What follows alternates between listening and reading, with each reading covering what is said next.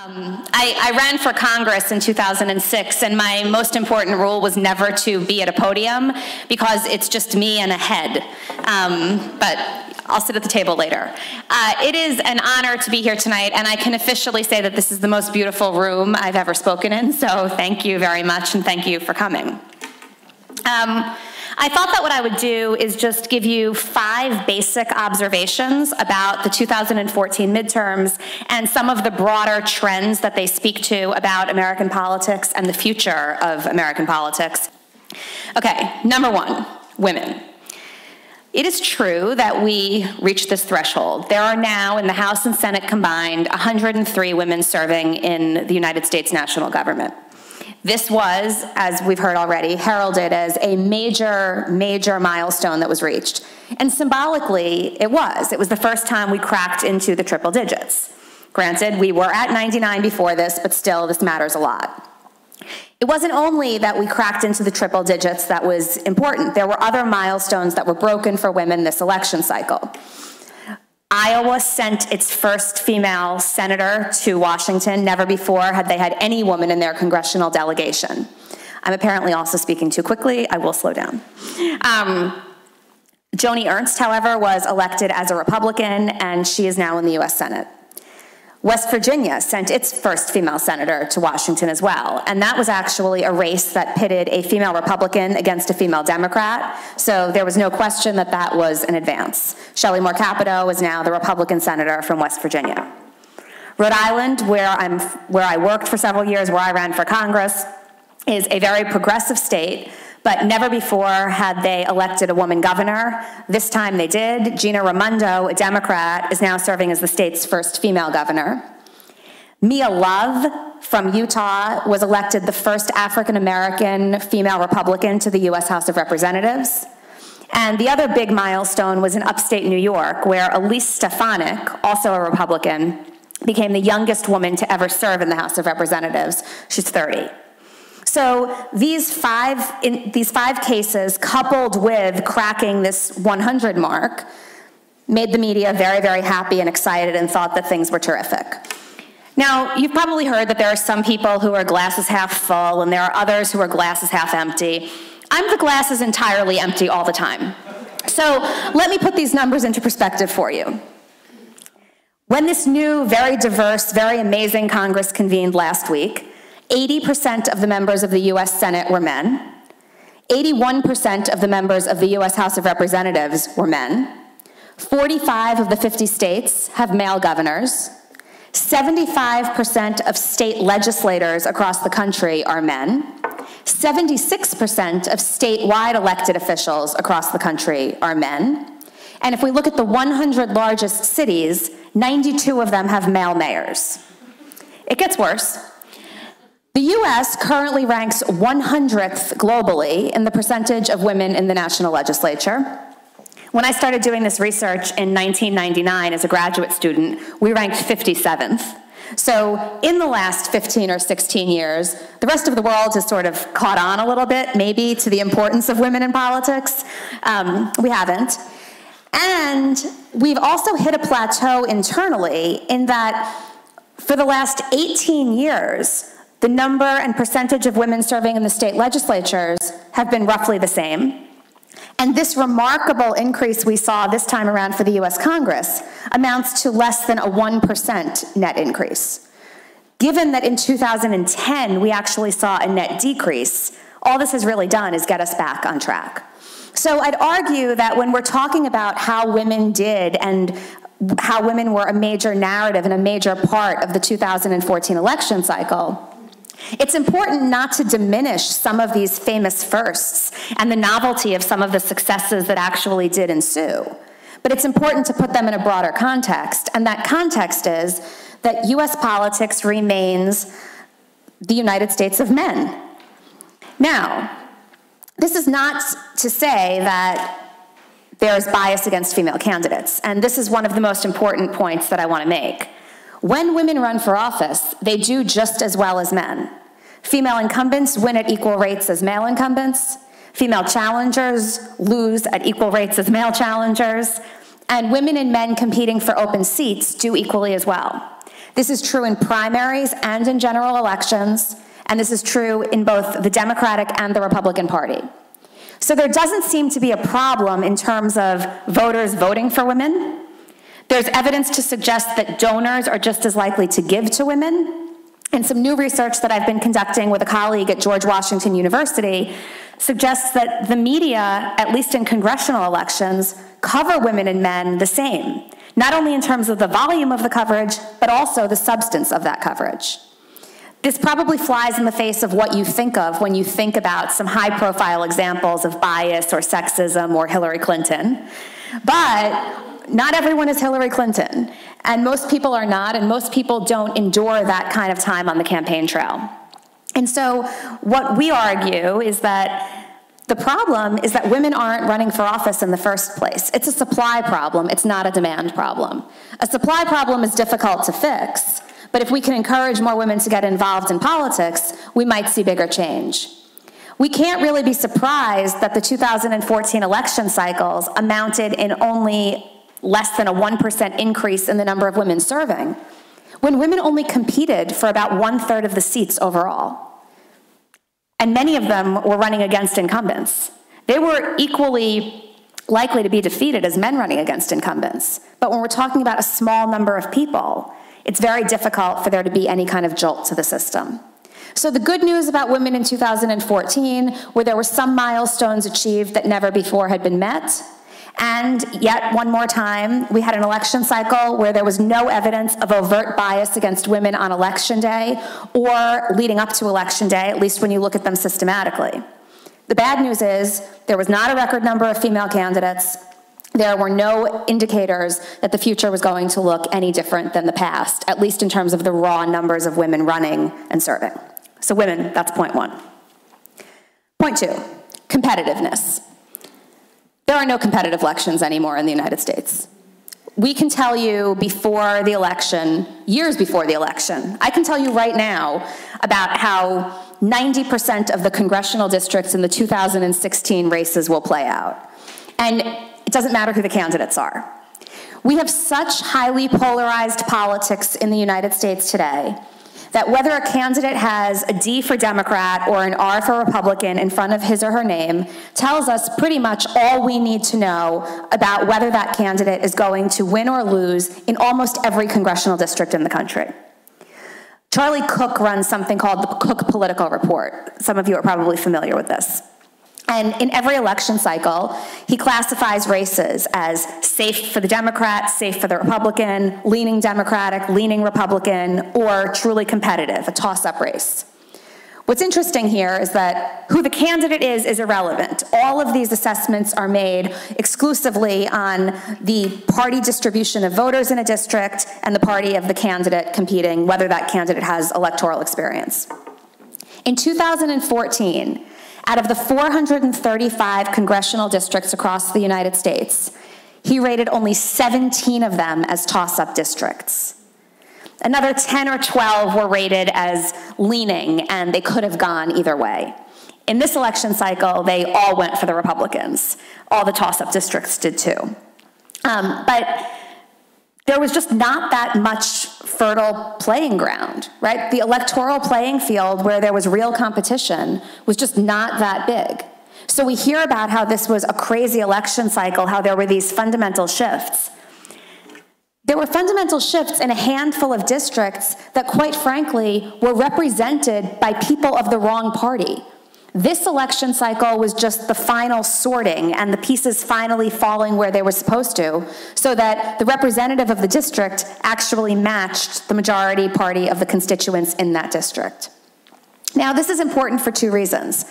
The first is, next time around, there will probably be even fewer of these districts, because more of these districts are now correctly aligned between the voters and the party of the representative. If we look back to 2010, for example, about 46 districts were deemed toss-ups. So there were more of them. They got sorted out. This time around, we had about 17 left. This is important because what this means is that as the Democratic Party is becoming more and more Democratic, and the Republican Party is becoming more and more Republican, there are just not that many opportunities for electoral competition. What that also means is the incumbency advantage, even though everybody hates Congress, everybody hates everybody else's member of Congress, people even don't like their own incumbents anymore. They still get elected, they run and they seek re-election at very, very high rates, consistently above 90%.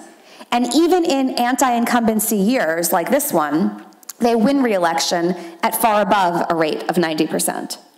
People were asked, there were national polls.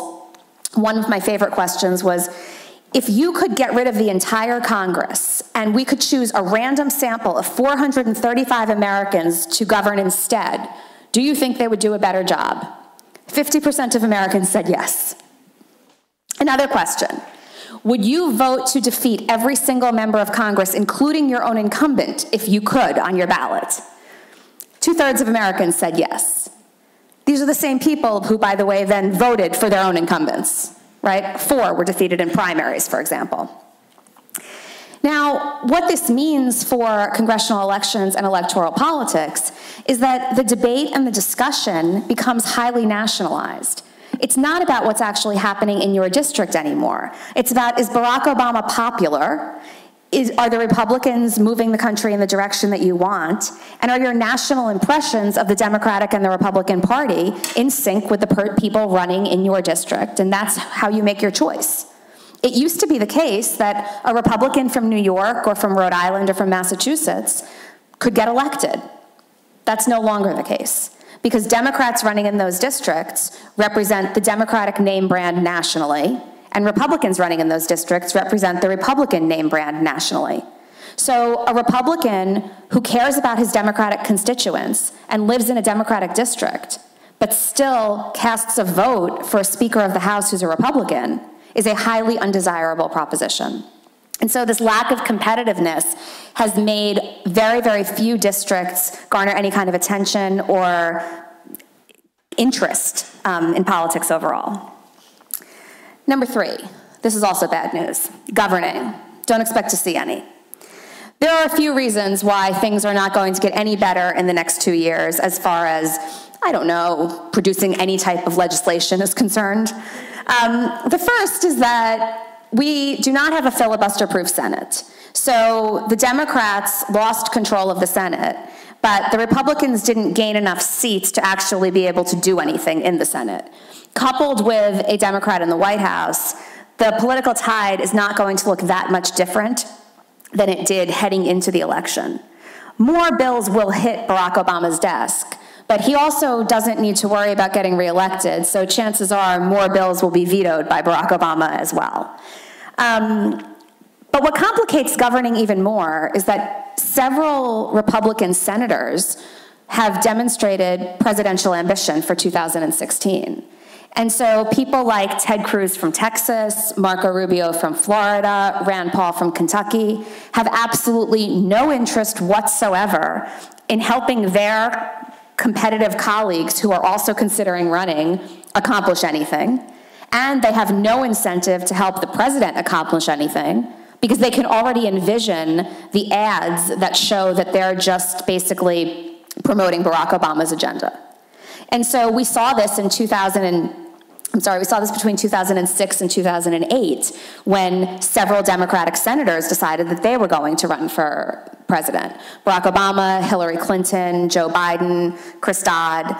We saw that those Democrats did not necessarily put legislating and their role in the Senate ahead of their own presidential campaigns, and that makes governing quite different and difficult.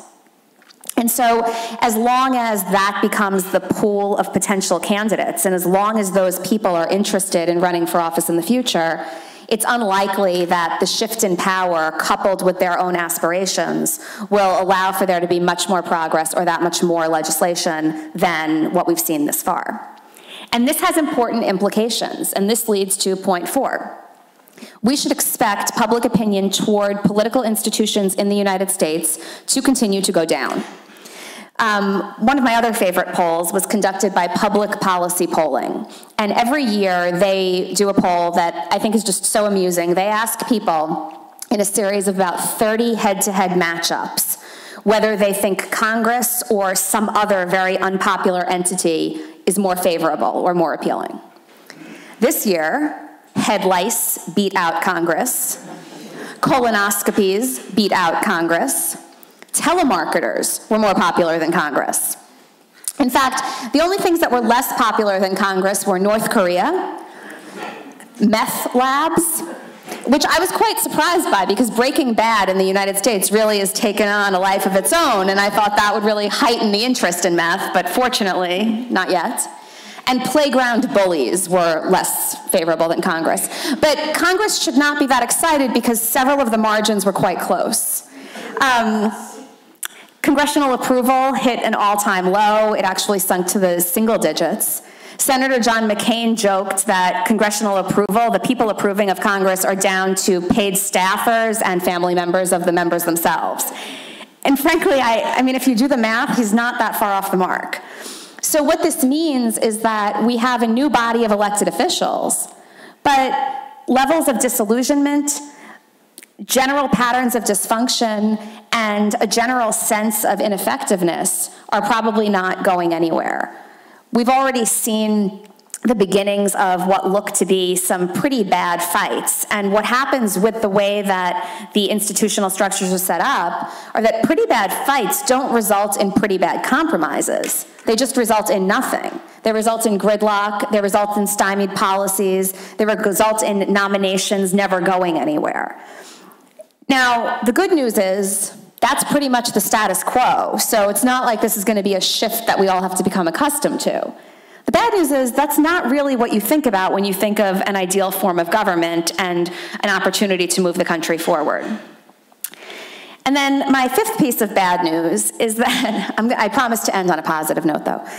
I have to think of one while I'm talking. My fifth piece of bad news is that I'm not convinced that the voters are that much better.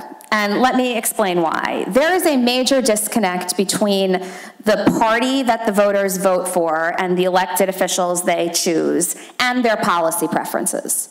So in this election cycle, in several states, different ballot initiatives allowed voters to cast ballots indicating whether they favored or opposed particular policies. Everywhere it was on the ballot, the use of recreational marijuana or medical marijuana passed. Everywhere it was on the ballot, restrictions curtailing a woman's right to choose and abortion access failed. Everywhere they were on the ballot, marriage equality initiatives passed. Right to die initiatives passed.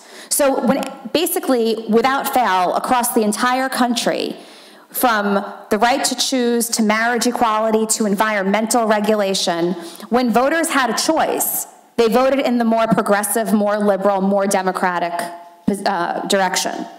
Those same voters, without fail, whenever they had a choice to elect a Republican or a Democratic member of Congress or U.S. Senator, voted for the Republican. So what they've done is they've elected people that are in no way favorable toward the policies that they also support. And so what this means is we have a partisan legislature, we have a very partisan Congress, and we have a more moderate public than their elected officials are. So they're forced to choose between candidates that are more extreme than they are. This has probably always been the case, but with fewer competitive elections, the implications are in a lot of ways exacerbated. And so these people who favor more progressive policies are the very same people who ushered in a GOP majority in the US Senate. And if you tell them this, I guarantee they will say, what? So, you know, the level of attention and the level of detail that consumes most Americans is not on the political front. Now, the good news, if there's any good news, is that there's a 2016 election around the corner. And there are some very important opportunities. And let me just highlight a few of them before I close. The first is that we're going to have a new president. And so to the extent that for the last 8 years, or 6 years, Barack Obama has been a foil for the Republicans and has been an opportunity for the Republicans to basically counter themselves against across the board, that's going to no longer be the case. Both the Democrats and the Republicans are going to have to lay out some vision of their own for moving forward. Now, how creative and different that vision will be obviously depends, at least in part, on the candidates. And when we think about a Bush-Clinton presidential campaign and presidential election, we might not immediately think, oh, well, that's something new. But Jeb Bush and Hillary Clinton are, in fact, new to presidential politics, sort of. It's likely that if she runs, and my prediction is that she will easily garner the nomination. And we don't know how she would be in a general election. So in a lot of ways, that's new. And on the Republican side of the aisle, there are demographic trends and shifts that very, very much favor the Democrats. Part of the reason the Republicans did so well in the congressional elections is because they did not have to deal with a national election electorate. So when there's a presidential election, the voters who turn out are a little poorer, a little younger, and a little darker. And those demographics favor Democratic candidates. The Republicans have spent quite a bit of time figuring out how to court the Latino vote, figuring out how to mitigate the race gap in terms of African American support for the Democrats. And the only way that they can win elections at the presidential level is to make some progress there. So whether the parties want to or not, they're going to have to generate a vision, and that vision is going to, in some way, have to demonstrate a commitment to inclusivity or diversity. They're going to do it in different ways, but neither can win an election without actual attention to these kinds of important topics. The other piece of good news is that in presidential elections, more people actually follow what's going on. And so the disconnects that we see between policy and party at the congressional level during midterm elections don't play out as strongly in presidential elections. So for progressive ballot initiatives, that's obviously good news, but it's probably also good news for Democratic candidates that didn't pull it out this time because the ballot initiative wasn't enough to get them over the 50% plus one. But a favorable Democratic presidential candidate might be what it takes. And so my overall point would be that for the next 2 years, politics is going to look very much like it did for the last 2 years.